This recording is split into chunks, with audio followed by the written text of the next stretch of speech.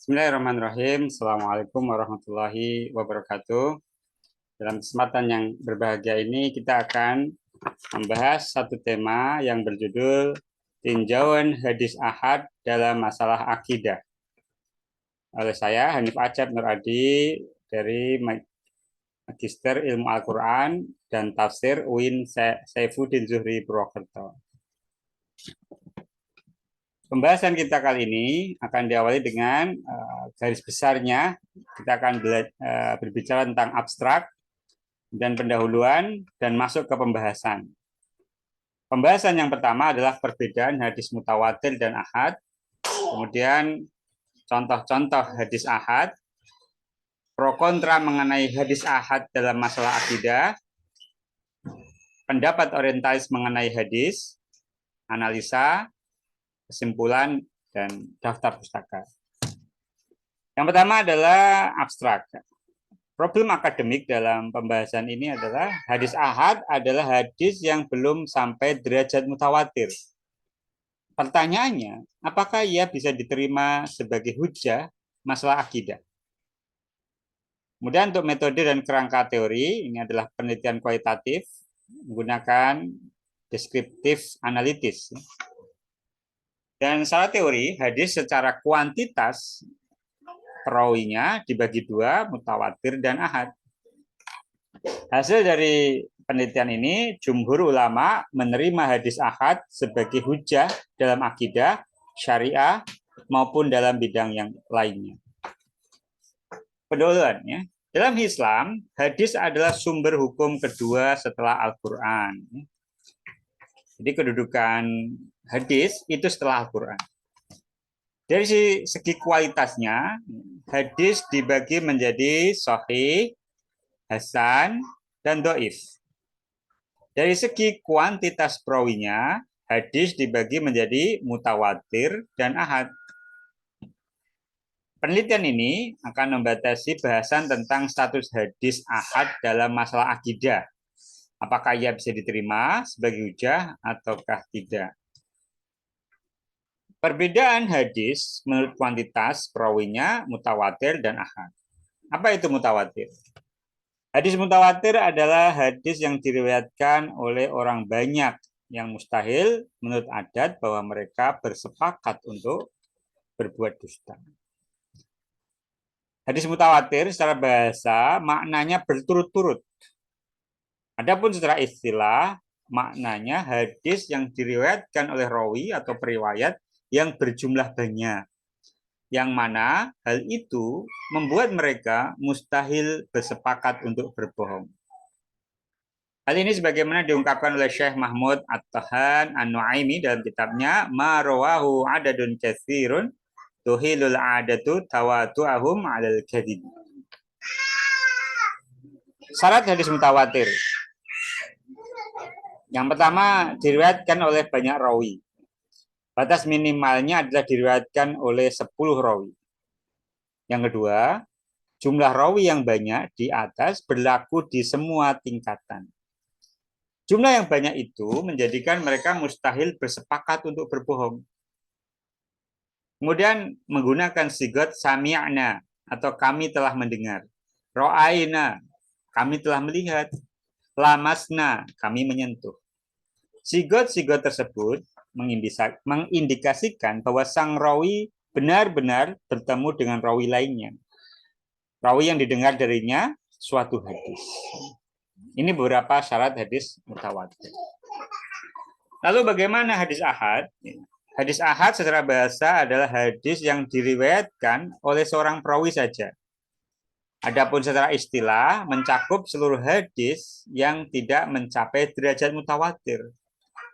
Oleh karena itu, hadis ahad dalam definisi ini lebih luas dan mencakup kategori hadis masyhur, ya, yaitu hadis yang diriwayatkan oleh 3 perawi dalam tiap tabaqat atau generasi perawi, atau lebih dari 3 selama tidak mencapai derajat bilangan perawi mutawatir.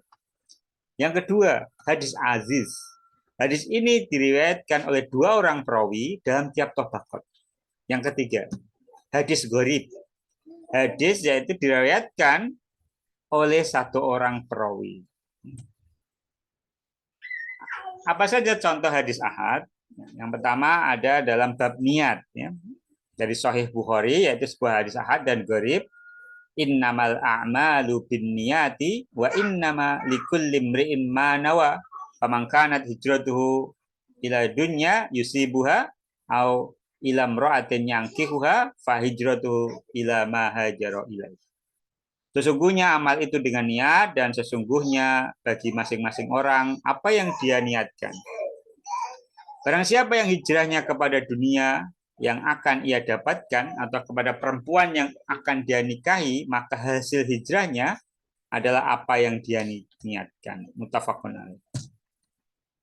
Kemudian contoh lagi bab kelezatan iman. Ya, hadis ini ahad masyhur, yaitu dari jalan Ibnu Umar. Qala Rasulullah sallallahu alaihi wasallam, Bunyal Islamu ala khamsin syahadati alla ilaha illallah wa anna Muhammadan Rasulullah wa iqamis salati wa ita'iz zakati wal haji wa shaumi ramadhana. Rasulullah sallallahu alaihi wasallam bersabda, Islam dibangun di atas 5 asas, yaitu syahadat bahwa tidak ada ilah yang hak kecuali Allah, dan syahadat bahwa Muhammad itu Rasulullah, mendirikan salat, memberikan zakat, haji, dan puasa Ramadan.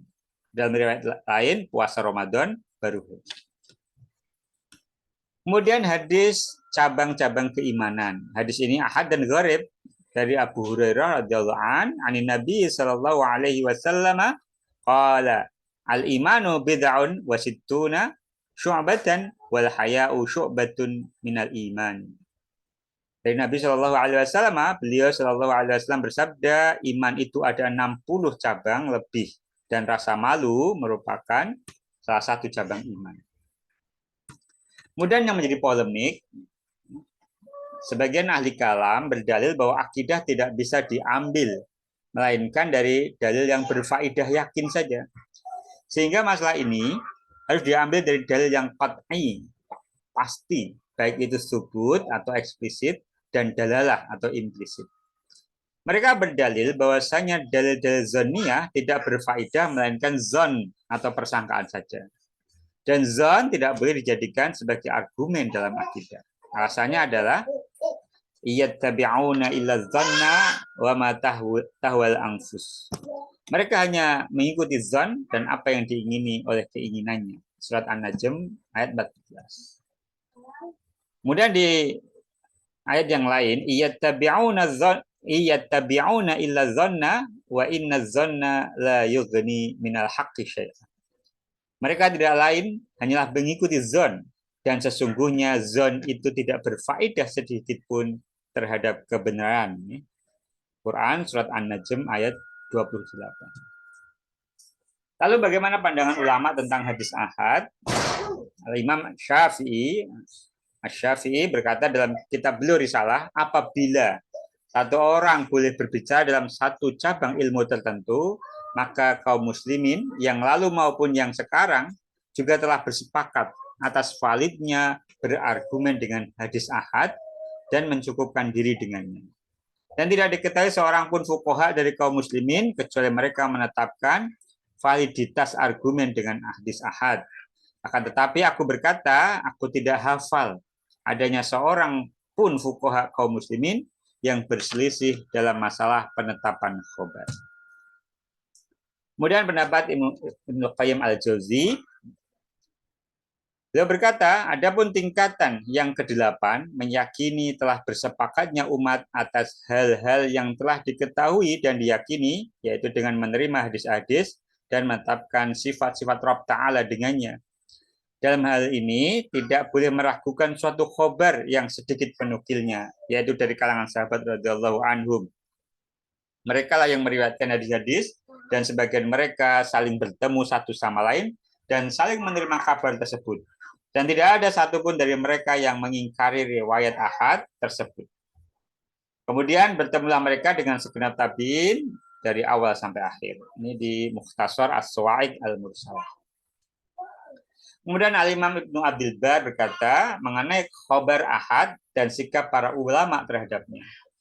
Seluruh ulama berpegang dengan khobar ahad yang adil dalam masalah akidah Mereka menetapkan loyalitas dan permusuhan dengan khabar ahad, meyakininya sebagai sumber dalam syariat dan agama. Dan seluruh ahlu sunnah bersepakat dalam hal ini. Kutipan dari kitab At-Tauhid. Kemudian Ibnu Taimiyah berkata mengomentari klaim ijma dari Ibnu Abdul Bar, ijma ini yang telah disebutkan dalam Al-Khabar Ahad, Al-Adl adalah argumen dalam masalah akidah. Bahwa mereka berkata hadis ini menghasilkan ilmu adalah benar.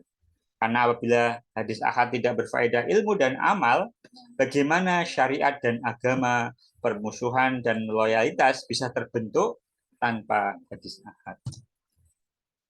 Nah, ini pandangan orientalis, orang ilmuwan barat yang berkata, yaitu Joseph Sah, definisi sunnah menurut pandangan Sah sebagai konsepsi Arab kuno yang berlaku kembali sebagai salah satu pusat pemikiran dalam Islam. Sah menilai lebih berarti pada praktek ideal dari komunitas setempat atau doktrin yang muncul ke permukaan. Ini senada dengan pendahulunya yaitu Inas Goldziher yang mengatakan bahwa konsep Islam tentang sunnah sekedar revisi atas berbagai konsepsi Arab kuno yang berlaku kembali sebagai salah satu pusat pemikiran dalam Islam, adat kebiasaan, dan tradisi nenek moyang Arab. Pandangan Sah mengenai konsep Islam tentang kehidupan hanyalah sebuah pelestarian adat istiadat, tradisi masyarakat Arab pra-Islam yang berjadikan profan dan magis atau sakral. Sah menganggap hukum Islam sebagai fenomena sejarah yang berhubungan erat dengan fakta sosial, bukan sebagai seperangkat norma yang diwahyukan. Sah menyimpulkan bahwa sebagian besar hukum Islam, termasuk sumber-sumbernya, merupakan produk dari sebuah proses perkembangan sejarah. Kemudian menurut Sah juga, rujukan kepada hadis-hadis dari para sahabat merupakan prosedur yang lebih tua dan teori tentang otoritas hadis-hadis dari Nabi yang lebih berkuasa adalah sebuah inovasi. Imam Asy-Syafi'i merupakan orang yang memiliki peran penting atas perkembangan teori tentang 4 sumber pokok ajaran Islam, Al-Quran, hadis Nabi, ijma, dan qiyas. Sah juga mengatakan bahwa Imam Asy-Syafi'i adalah orang yang pertama menyusun hukum Islam. Sah juga mengemukakan pendapatnya bahwa pembentukan hukum Islam mencapai puncaknya pada periode Imam Asy-Syafi'i. Pada masa Imam Asy-Syafi'i inilah kepastian dan eksklusivitas konsep syariah yang didasarkan pada sunnah Nabi SAW secara merata diakui kebenarannya. Sah berpendapat bahwa pada awal abad 1 Hijriah, hukum Islam seperti saat ini belum muncul. Lalu bagaimana kita menganalisis beberapa pandangan orientalis dan para ulama tadi? Kita harus paham bahwa ilmu itu memiliki fase perkembangan. Masa pembentukan ilmu dalam Islam dan sejarah Islam disebut dalam masa tadwin terjadi pada abad 2-3 Hijriah. Di masa ini, ilmu hadis, tafsir, fikih, hingga bahasa Arab mengalami kodifikasi dan perkembangan pesat.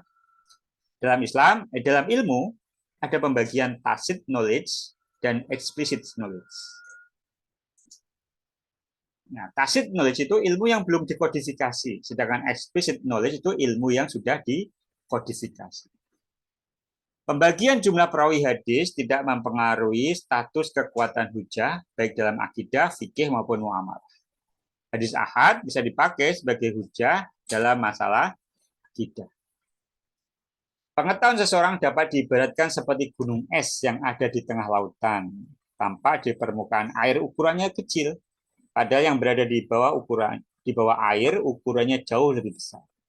Yang tampak di permukaan air sering dinamakan dengan explicit knowledge, sedangkan yang berada di dalam air sering disebut tacit knowledge. Explicit knowledge adalah pengetahuan yang tertulis, terarsip, tersebar dalam bentuk cetak maupun elektronik, diekspresikan dengan kata-kata dan angka, serta dapat disampaikan dalam bentuk ilmiah, spesifikasi, atau manual, dan bisa sebagai bahan pembelajaran atau referensi orang lain untuk orang lain. Era sebelum tadwin adalah masa tacit knowledge, sedangkan pasca tadwin adalah masa explicit knowledge. Benar dan salah itu tidak tergantung jumlah perawi. Tetapi kalau untuk peringkat dan klasifikasi, pembagian hadis mutawatir dan ahad dibutuhkan sebagai mustalahul hadis, tetapi tidak mempengaruhi tingkat kepercayaan kita kepadanya dan menjadikannya sebagai hujah. Analogi saja, ketika Nabi mengutus Mu'adz bin Jabal radhiyallahu an untuk berdakwah yang hanya seorang diri, itu cukup menjadikan dasar bahwa jumlah satu perawi asal thiqah bisa diterima sebagai hadis sahih.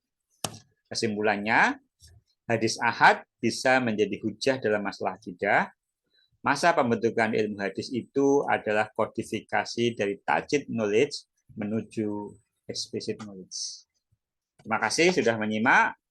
Aku qouli hadza, astaghfirullahi wa lakum. Wassalamualaikum warahmatullahi wabarakatuh.